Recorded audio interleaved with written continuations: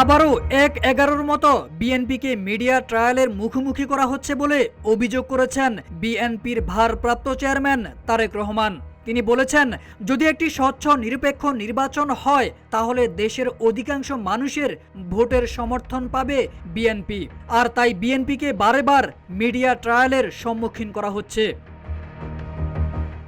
সোমবার সকালে দেশের কয়েকটি পত্রিকায় কিছু ঘটনা দেখেছেন উল্লেখ করে তিনি বলেন, দেখার পর কেন্দ্রীয় অফিসে যখন খবর দিলাম তারা যাচাই করে জানালো ঘটনা ঘটেছে একরকম, পত্রিকার পাতায় উপস্থাপন করা হয়েছে আরেক রকম ভাবে।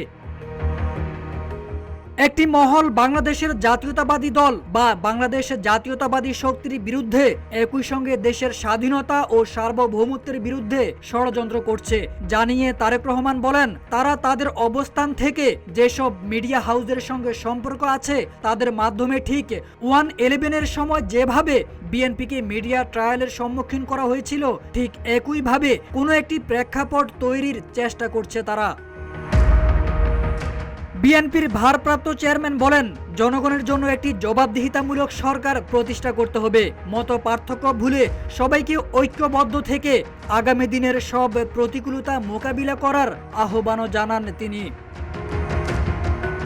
সোমবার সন্ধ্যায় একটি ইফতার মাহফিলে লন্ডন থেকে ভার্চুয়ালি যোগ দিয়ে তারেক রহমান এই অভিযোগ করেন। রাজধানীর বনানীতে হোটেল লেকশোরে জিয়া সাইবার ফোর্সের 10তম প্রতিষ্ঠাবার্ষিকী উপলক্ষে অনলাইন অ্যাক্টিভিস্টদের জন্য এই ইফতার মাহফিলের আয়োজন করা হয়।